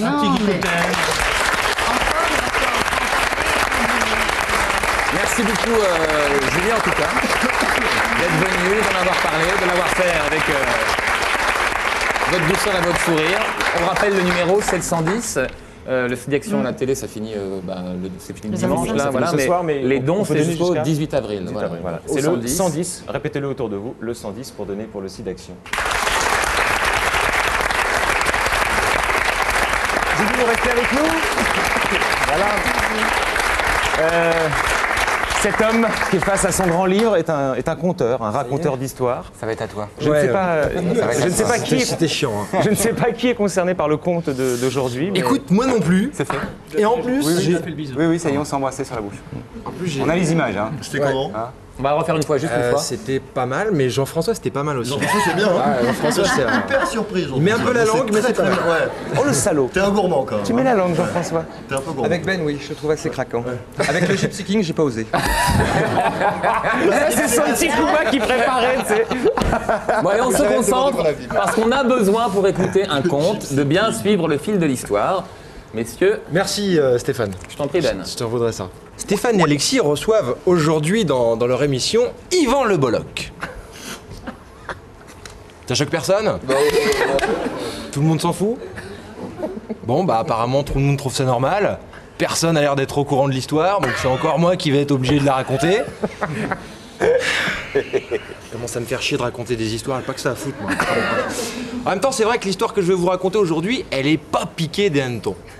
Alors oui, là j'ouvre une petite parenthèse, c'est vrai que j'utilise des fois des petites expressions un petit peu délaissées, et pas piqué des hannetons n'a pas été employé depuis 1994, hein, à Grenoble, bref. Complètement hors contexte d'ailleurs hein, dans le propos, parce que c'était un boulanger qui avait dit à une de ses clientes oui, désolé Madame Robert, on n'a plus de baguette Campagrin, et elle avait répondu oh bah celle-là alors, elle est pas piquée des hannetons. Donc complètement hors contexte. C'est bon, c'est bon. Je suis là. Vas-y. Il y a quelques mois de cela, donc, Yvan Le Bolloc avait décidé d'organiser une petite sauterie chez lui avec tous ses amis. Qu'est-ce que tu racontes là, ça va pas? T'es dingue. Attends, c'est une petite fiction en fait. Ah, c'est d'accord. Ah ouais, ok. Puis à la fin, tu vas... vas... Parce qu'attends, il y a ma femme qui vient. Très bien terminer. Non, mais je voulais dire, une petite fête, tout ce qu'il y a de plus bienséant avec tous ses amis, c'est-à-dire... C'est ça qu'il faut dire. Le showbiz. C'est-à-dire Bruno Solo. Le showbiz. Ça fait foufou, ça mange des noix de cajou, ça joue au sudoku, ce qui nous fait très peu de rimes en art. Quand tout à coup, Yvan Le Bolloc décide de sortir sa guitare. Après quelques ricards. Je retire ce que j'ai dit sur les rimes en art.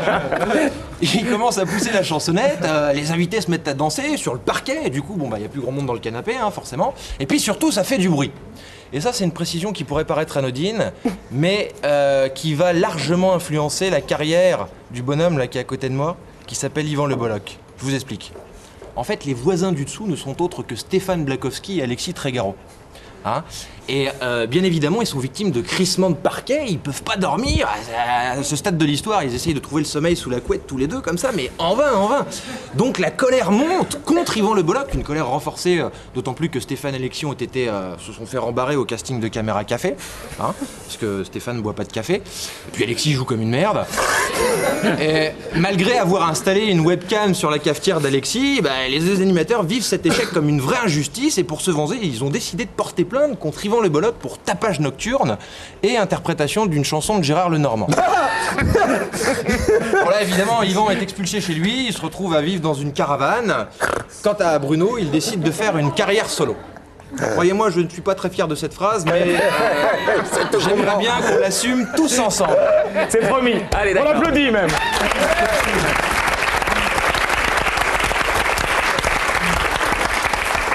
De son côté, Yvan Le Bolloc, de camping en air d'autoroute, se lie d'amitié avec une bande de gitans rencontrés dans un institut de beauté. Oui, alors si vous vous demandez ce que foutent des gitans dans un institut de beauté, c'est que vous avez ce qu'on appelle des préjugés. Après une séance, après s'être fait épiler les aisselles, Yvan sort un album de musique gitane et aura l'honneur d'être invité dans des émissions de télé. Et comble d'ironie, il est invité aujourd'hui dans Les Agités du Bocal, animé par Stéphane et Alexis. Alors la morale de cette histoire, vous l'aurez deviné, c'est qu'il faut être gentil hein, avec vos voisins, sauf si vos voisins ne sont pas gentils avec vous. Ou l'inverse, hein, je sais plus très bien.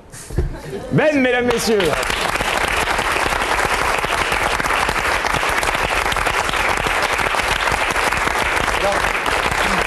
Oui, Ben.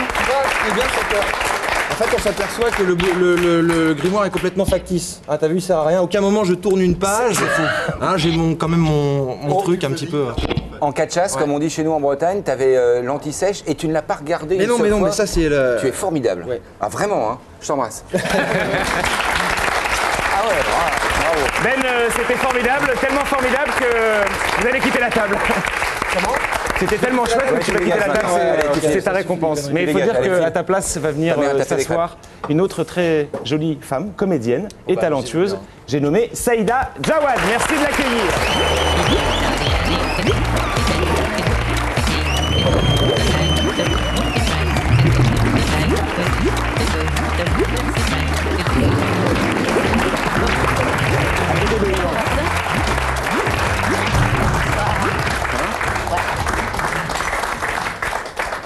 Bonsoir Saïda. Bonsoir. Vous allez bien? Très bien.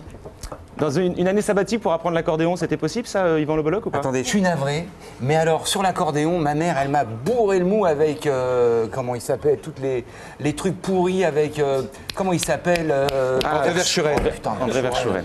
Moi, je peux plus l'accordéon. Mais après, ça a été réhabilité avec les négresses vertes, avec...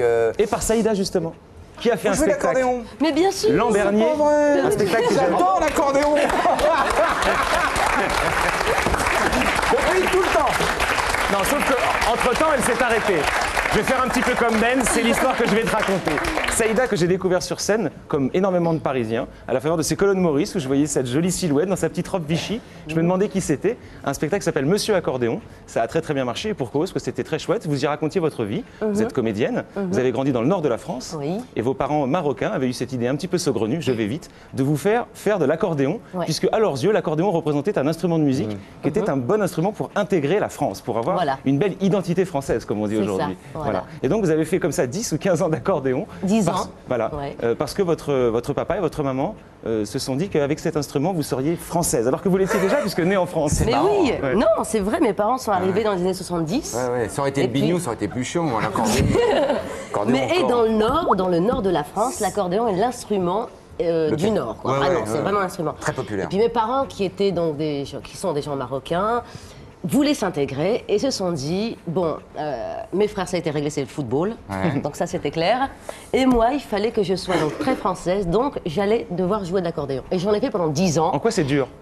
C'est la technique, tout ce qui est la technique de l'accordéon. Et puis à 7 ans, quand on joue... En quoi c'est dur? En quoi c'est dur d'apprendre à jouer d'un instrument? Mais non, je n'ai jamais fait d'accordéon. Le violon, l'accordéon, la flûte... Ce que je vois surtout, c'est que c'est un instrument un petit peu lourd, et quand je vois cette frêle silhouette, ça devait vous courber le dos. Bah, à 7 ans, déjà, c'est vrai que moi j'avais un instrument, j'arrivais pas à mettre le menton sur l'accordéon, donc j'étais un peu derrière, il partait en avant, j'ai tombé presque avec l'accordéon. Enfin bon, c'était... Bon, quand j'ai grandi, ça a été différent, puis j'ai changé d'accordéon, j'ai pu maintenir l'instrument, quoi.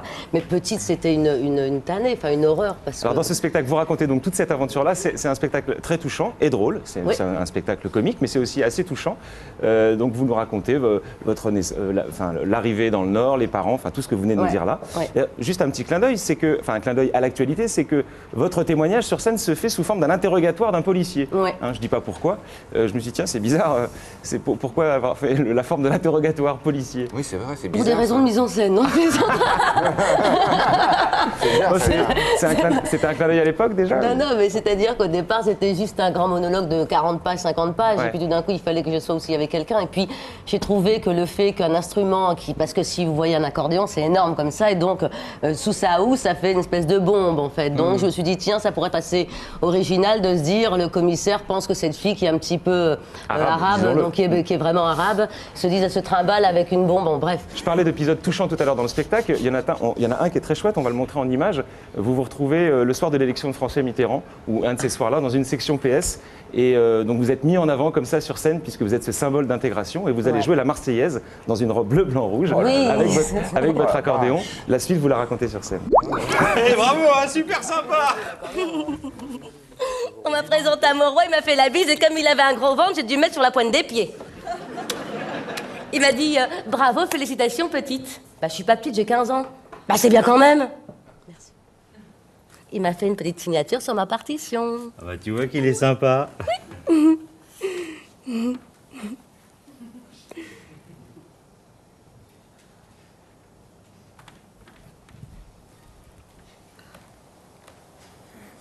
Et là, j'ai aperçu mes parents seuls dans un coin. Personne à leur parler. Le regard perdu à sourire à qui voulait bien leur sourire. Ils ne connaissaient personne, ils n'avaient pas été présentés au podium. Alors, j'ai foncé vers eux en faisant semblant d'être contente. Vous avez vu? J'ai la signature de mon roi. Mon père, c'est bien ma fille, je suis fière de toi. Bah venez, je vais vous le présenter. Mon père n'en veut pas déranger, surtout ma mère. Tu nous connais, on rentre à la maison.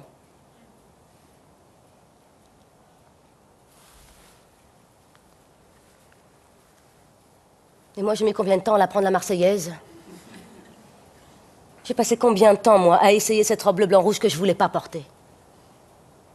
Et le nombre de fois où toi, mon père, tu t'es déplacé.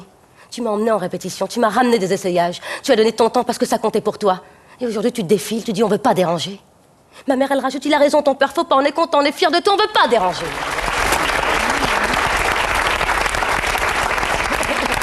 Voilà. Ça s'appelle Monsieur Accordéon et c'est disponible en DVD. Saïda Jawad, Monsieur Accordéon. Il y a quelque chose qui est très bien vu dans votre spectacle, c'est bien illustré, Ouais. c'est le problème justement de l'intégration. Voilà des parents, enfin la génération d'avant, vous expliquez ça très bien dans le spectacle, ils n'avaient qu'une obsession, c'est qu'on ne les voit pas. Alors qu'on le voit bien dans l'actualité, la génération d'aujourd'hui, qui elle est française, eh ben, revendique, a envie qu'on la voit justement. Et donc tout ce paradoxe-là... C'est ça que vous trouvez émouvant, c'est en pensant à vos parents? Oui. Qu'est-ce qui vous fait... Non, mais c'est vrai que c'est un passage pour moi qui est un petit peu, enfin qui est touchant parce que je revois mes parents se plier en quatre, se mettre en quatre pour que je puisse jouer à la Marseillaise devant 500 élus socialistes sympathisants.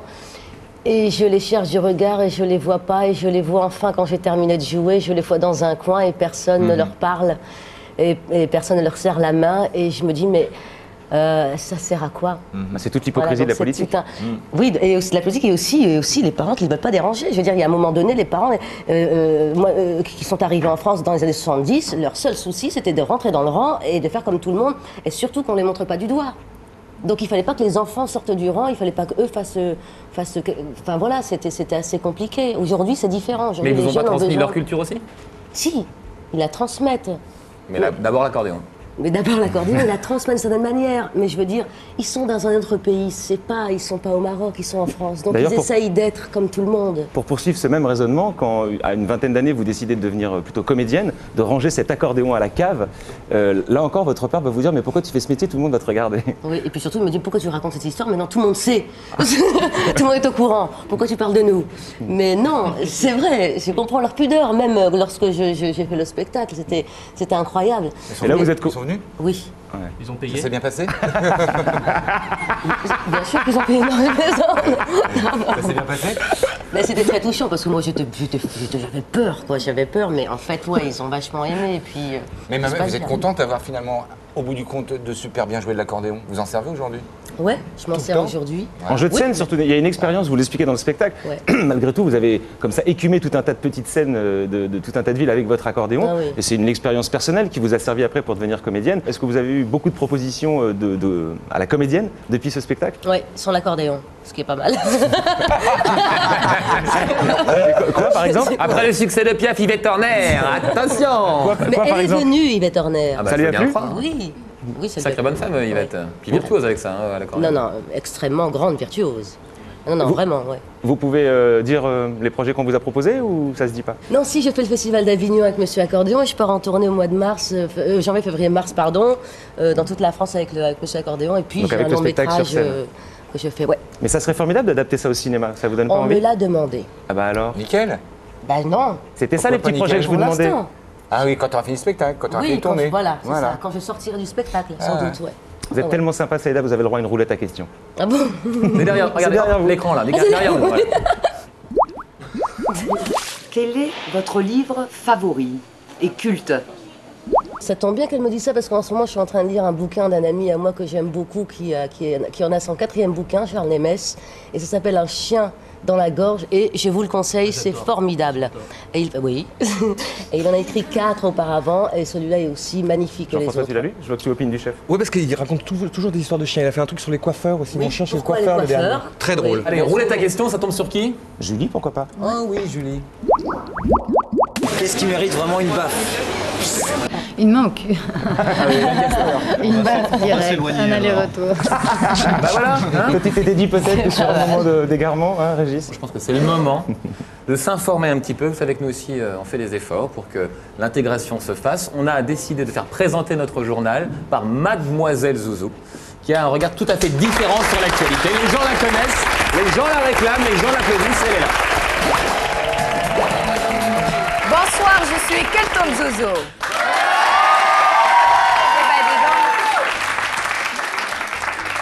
On commence ce journal incroyable mi vrai par une information insolite. Les 10 pirates housewives ont leur poupée à leur effigie. Susan, Brie, Gabi et les autres héroïnes de la série sont aussi élégantes que dans la série. Ça veut dire, Anna, si je fais une petite poupée à mon effigie, ça va marcher, c'est sûr. Hein. Je vais lui mettre un petit chiffon sur les yeux, on dirait Barbie afghane. La suite. Politique. L'ancien chroniqueur de Laurent Ruquier, Stéphane Poucrin, qui s'est déclaré à la présidentielle, a décidé de se retirer. Anna, je savais même pas qu'il s'était présenté. Oui, non, mais l'autre jour, j'ai entendu comme quoi il y avait le parti de chasse, pêche et tradition. Eh ben, dis donc, bientôt va y avoir le parti de cueillette, couscous et menuiserie. C'est n'importe quoi. La suite. Santé. La France a besoin de dormir. D'après une étude, 56% des Français ont un mauvais sommeil et manquent de fraîcheur, vigueur et tonicité le lendemain. Et il faut dire aux marchands de sable, il faut passer. Hein. Sinon, tu vas avoir les cernes, la mine belliqueuse, et tu vas être très exécrable. Tu vas ressembler à Schtroumpf grognon. La suite. People. Jennifer Lopez est au bord du rouleau. D'après le journal d'investigation publique, la célèbre chanteuse ne va pas bien du tout, que ce soit au niveau du travail, de l'amour, elle n'est pas heureuse. Elle a décidé de suivre ses copains à l'église de Scientologie. Alors c'est quoi l'église de Scientologie? C'est dès que l'église, il y a un gourou, ou bien le loup-garou. Il te prend 10% pour que tu sois heureuse. Anna, jamais je serai le pigeon de la farce, hein, parce que les caisses, ils sont vides. Mais heureusement, avec, comment il s'appelle, Trégaro, il va m'accueillir chez lui. Non, parce que j'ai demandé à Blakowski, mais il a dit, il peut pas. Il dort déjà avec Ben. Saloperie. Tu sais pas ce que t'es rate, hein. La suite. Tendance audiovisuelle. De plus en plus de Français ne se contentent plus de regarder les chaînes traditionnelles. Les chaînes du câble et de l'Internet sont de plus en plus prisées. Anna, je regarde que France 4. Les agités m'ta le bocal, c'est des déglingos. C'est des déglingos, vraiment, surtout avec Blakowski. Il a une coupe de cheveux, on dirait qu'il fait du tuning. Alors on termine ce journal extraordinaire mais vrai par une petite maxime de chez nous. La bave d'une grenouille n'atteint pas la bouche du vermisseau, même si elle habite à Colombes. Bonsoir les copains, merci, ça fait plaisir, merci, c'est gentil. Mademoiselle Zouzou, alias Amel Chabi du Jamel Comedy Club. Saïda, ça fait pas plaisir ça de voir ça? Ah ben moi je la trouve super. Elle est vraiment bien. Votre rire a un peu coulé, je ne sais pas si c'est quand Mais vous étiez elle m'a ému fait ou quand rire. vous avez... Non, c'est les deux. J'étais émue de là et puis là, quand je ris, je pleure de rire. Moi, je ris pas. Je le fais pas les choses à moitié. François cherche un vieux Kleenex ou un vieux mouchoir dans sa poche. Non, mais c'est vrai. Oh non, c'est l'intention. C'est pas un truc. C'est l'intention qui compte. Oui, enfin quand même. c'est Enfin, vrai. là, c'est... L'un sur l'autre, voilà. Mais... Super, Alors Jean-François, merci. puisque tu as eu ce geste élégant et généreux, ça te ressemble. Tu vas nous parler, sans transition aucune, d'un livre de Martin Monestier. Oui, mais parce qu'on connaît... Ça arrive, c'est des trucs qui arrivent. Allez, ça va aller détendre. Martin Monestier est un homme très remarqué mais pas assez connu. Il a une particularité, une spécificité, ça n'existe qu'en France. Il y a une anthologie du bizarre qui est en train de mettre à jour Martin Monestier. Vous êtes au courant parce que vous l'aviez reçu au Culture Club l'année dernière. Son anthologie du bizarre fait qu'il a écrit, alors ne vous effrayez pas, on va vous expliquer en 2 mots. Il a écrit l'histoire du crachat, l'histoire de la mer, l'histoire des duels, l'histoire de la peine de mort, les poils, les enfants suicides. Tout ce qui nous fait peur, tout ce qui incarne les monstruosités de la vie, il le met en fiche, il le compile, il explore comme ça les derniers siècles et il en fait des tomes qui se présentent comme ça. Non mais c'est marrant parce qu'en ce moment il y a une exposition de David Lynch à la Fondation Cartier. Et David Lynch, c'est un peu ça. Il fait des photos qui ressemblent à ça. Sur les freaks, le monstre. Ouais, sur les sur les freaks. freaks. Alors, ça, c'est une anthologie, pas rééditée, mais remaniée, réactualisée. Merci, merci. Mais il a fait de la télé, tu sais. Ah ouais, On a beau être Gypsy King, si on a 2-3 mots. C'est au Cherche Midi. Et alors, on a pris. Pardon? Non, je dis on a beau être Gypsy King, on a 2-3 mots de vocabulaire qui traînent. Ah, ils sont rancuniers à la télé, ils oublient rien. Non, mais j'aime beaucoup la guitare. Et alors, et les fleurettes sur les tissus, tout ça. Les monstres. Alors, les housses de Twingo. C'est pas à mettre entre toutes les mains. Il y a des atrocités abominables. Les monstres, c'est tout ce qui est apparu à la nature et qui a été déformé ou rendu informe par des accidents ou par les grossesses. Donc, c'est une compilation de l'horreur. Ça, c'est clair. Hein. Ah oui, c'est ça. Ouais. Là, c'est-à-dire que quand on dit voilà, il faut aimer ce qui est aussi différent. C'est ça, mais c'est ce que dit Martin Monestier. Au 16e, on les tuait. Au 17e, on les cachait. Au 18e, la science a commencé à s'intéresser à eux. Au 19e, on les a montrés. Et il y en a qui ont vraiment été, pas des bêtes de foire, mais des stars. On va le voir. Et aujourd'hui, ça n'existe plus pour des raisons médicales. On prévoit une difformité ne voit plus le jour. Ça, c'était l'homme. C'est resté jusqu'à aujourd'hui parce que des hommes grands, il en est toujours. Il va falloir que je regarde. Je t'en prie, mais ça me captive. On a besoin d'une taille. 2,82. 2,82. 2,82. 2,82. 3 vaches pour la botte de droite. Pas mieux pour la vanne. 20 œufs durs. J'étais parti sur les Lakers de Los Angeles, mais non, c'est beaucoup mieux la vache. 2,82 m, bon, je vous fais pas le truc, il a ingurgité 20 litres de thé chaque matin, 20 œufs durs. Mais alors lui, il a réussi à survivre, il est russe, beaucoup sont russes d'ailleurs. Les cours adoraient les hommes grands, donc il s'employait dans les cours, il était derrière le tsar, parce que plus on était grand, plus on était visible, donc lui, ça a été facile pour lui. Il est mort à 40 ans, ils ont tous les gens que vous allez voir ont fait des familles, ont fondé des familles et fait des enfants. Ah d'accord. Alors lui, ça c'est sa femme et c'est son fils. Il a été très célèbre, il donne des conférences, c'est ce qu'on appelait les hommes squelettes. Et il a été un homme très brillant aux États-Unis et en Angleterre dans la première partie du 19e. Il avait un chien ou pas? Mais il avait. Et lui aussi, c'est un lévrier. Et il vivait en montrant son physique ou il avait une vie. Alors, non, mais il faisait pas que ça, il pouvait donner des conférences. D'accord. Alors, un autre exemple? Oui, ça c'est Mademoiselle Gabrielle, c'est une femme tronc qui se produisait à Paris. Elle était aussi célèbre que Mylène Farmer. Elle était très heureuse. Et l'autre particularité des monstres... Juste un détail, comment ça fonctionne comment c'est possible les jambes là? Il n'y en a pas donc? Non. Ah, globalement, non, il n'y en a pas. Ah bah Marc, tout est en haut, Marc, tout ce qui est vital, c'est en haut. c'est-à-dire que... Pardon, d'un seul coup, j'ai eu une... Je me suis dit, mais comment ça fonctionne? Non, mais c'est-à-dire que sur son trapèze, elle a une agilité. Le membre a une agilité, donc elle peut faire des choses, des figures, enfin... Et alors, surtout, ils suscitaient énormément de pulsions érotiques. Ils avaient énormément d'amants et de maîtresses, de gens qui s'intéressaient à leurs conditions. On va voir des trucs plus durs, mais par exemple, ça c'est Ribalkov. Il a été un homme, mais extrêmement... Il arrivait à soulever un homme avec son moignon. Il a été un des hommes les plus célèbres du 19e siècle. Et on voit... Et Martin raconte sa vie. Il raconte sa vie à chaque fois. Donc un super bouquin, en gros, c'est ça que tu es en train de dire? Oui, très bon. Et il y a le dernier exemple que je voulais citer, parce que franchement, c'est les frères Tocci. Ils sont très mal partis, vous allez voir. Bon, ça c'est quand même c'est insondable. Enfin, ils étaient tous les deux parfaitement conscients. Tous les deux dirigeaient une de leurs jambes. Eux aussi, ils se sont exposés à travers des foires. Ils sont devenus immensément riches. Et à 19 ans, de 19 ans à 23 ans, peu à peu, ils étaient d'un tempérament un peu triste, on peut le comprendre. Ils ont trouvé 2 sœurs. Ils ont épousé 2 sœurs. Ils ont acheté un palais derrière Venise, en Vénétie. Et ils ont disparu avec leurs 2 femmes. Et on n'a plus jamais entendu parler d'eux. Ils se sont cachés dans l'amour. Et c'est une très belle histoire qu'a raconte Martin. C'est au Cherche Midi. C'est l'histoire des monstres. Il y a des histoires extrêmement tristes. Et il y en a d'autres qui sont très belles. C'est un très beau bouquin. Voilà. Les monstres, histoire encyclopédique des phénomènes humains, des origines à nos jours. Martin Monestier. L'excellent Martin Monestier. Merci à tous d'être venus. On commence par Julie. N'oubliez pas...